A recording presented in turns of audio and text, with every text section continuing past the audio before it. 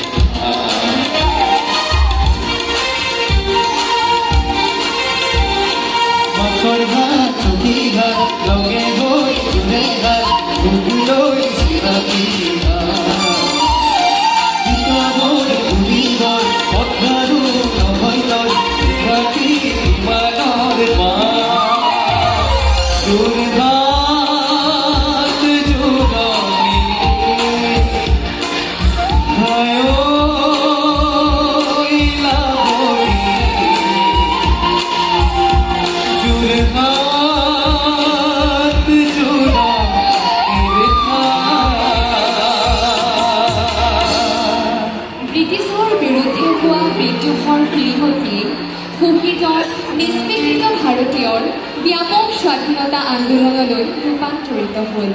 যোৰহাটৰ তৰাতলীৰ পৰাও অনুগামীৰ সৈতে গৰজি উঠিল কমলৰ গড়।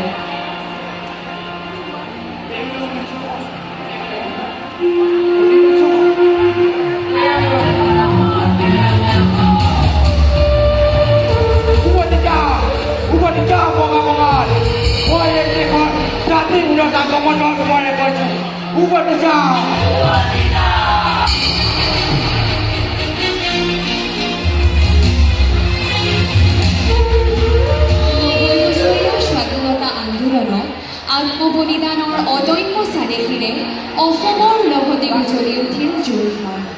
মণিৰাম দেৱত আৰু পিয়াৰী বৰুৱাক মুকলি আকাশৰ তলত ফাঁচি দিয়া হয়। এই সংগ্ৰামক উৎসাহিত কৰিবলৈ জাতিৰ পিতা মহাত্মা গান্ধী দুবাৰকৈ যোৰহাটলৈ আহিছিল। জননায়ক দেৱেশ্বৰ শৰ্মা, কৃষ্ণনাথ শৰ্মা, জগন্নাথ বৰুৱা, গংগাধৰ বৰকটকীয়াৰ বলিষ্ঠ নেতৃত্বত আমাৰ দেশবনিতা জঁপিয়াই পৰিল স্বাধীনতা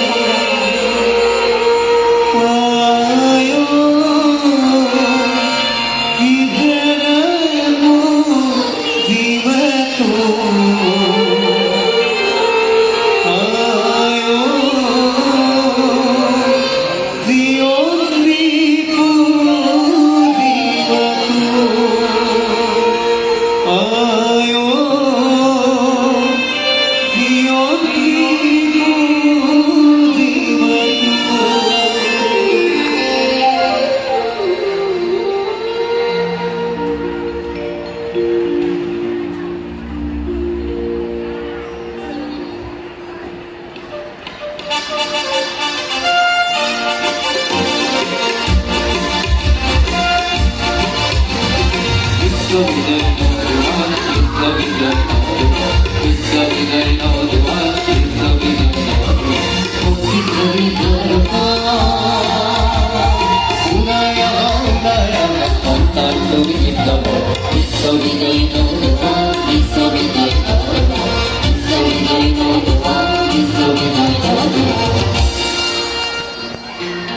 ভাৰতীয় আন্দোলনৰ সংগ্ৰামী কুশল কোঁৱৰক যোৰহাটৰ মাটিতেই সাজি দিয়া হ'ল। বহু কষ্টকৰ সংগ্ৰামৰ পৰিণতি 1947 চনৰ 15 আগষ্টত ভাৰতে স্বাধীনতা লাভ কৰে। কেৱল ৰাজনৈতিক পৰিক্ৰমাই নহয়, সমান্তৰালভাৱে সাংস্কৃতিক, আৰ্থ-সামাজিক আৰু সাহিত্যিক পৰিক্ৰমাৰ এক বৰ্ণিল বাটেৰে খোজ লৈছিল যোৰহাটে। পঞ্চদশ শতিকাত উদাৰ ভক্তিবাদেৰে কুসংস্কাৰ দূৰ কৰা শ্ৰীমন্ত শংকৰদেৱৰ আধ্যাত্মিকতাৰে লালিত হৈ যোৰহাটে এক নৰ পাইছিল।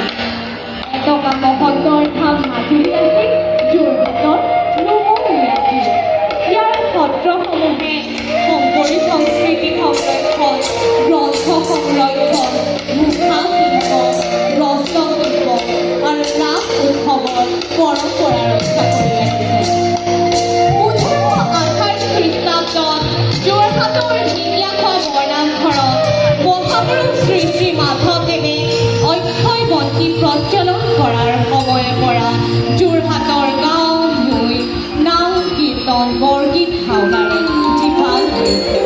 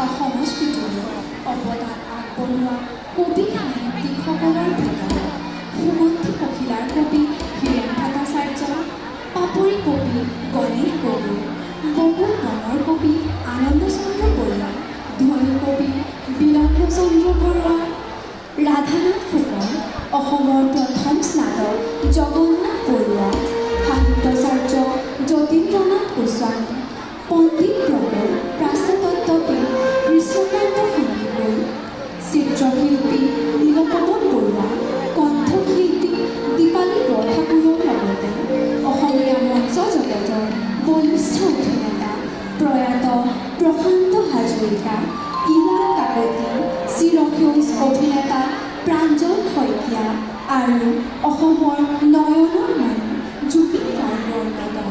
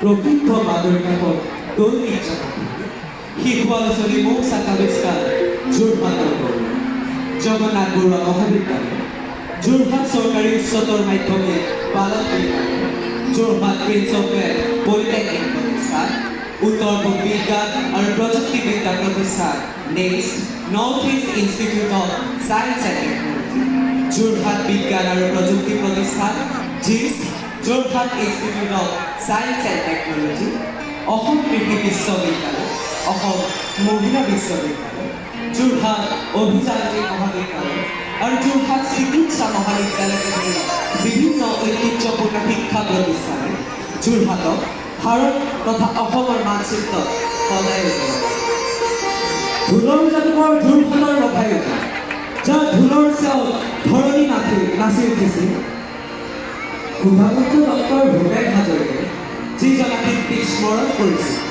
সেইগৰাকী মহান শিল্পীক শ্ৰদ্ধাৰে কৰি আজি এই যোৰহাট দৰ্পণ সামৰণি মাৰিছোঁ।